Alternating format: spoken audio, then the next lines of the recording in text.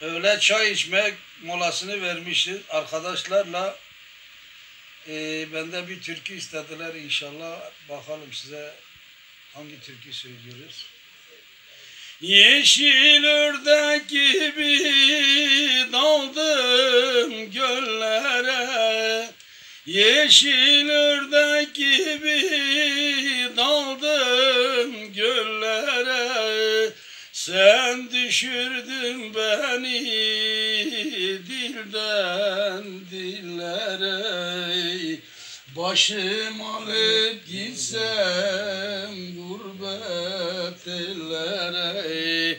Ne sen beni unut ne de ben seni. Başım alıp gitsem gurbet ellere.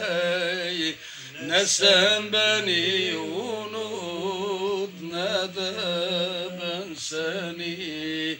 Ne sen beni unut Memo ne de ben seni. Sevdiğim cemalin güneşim ayım, sevdiğim cemalin güneşim ayım. Seni seven yiğit çeker ah vahi.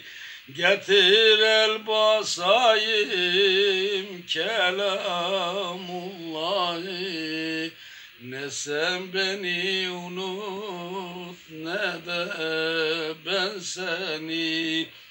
Getir el basayım kelamullahi.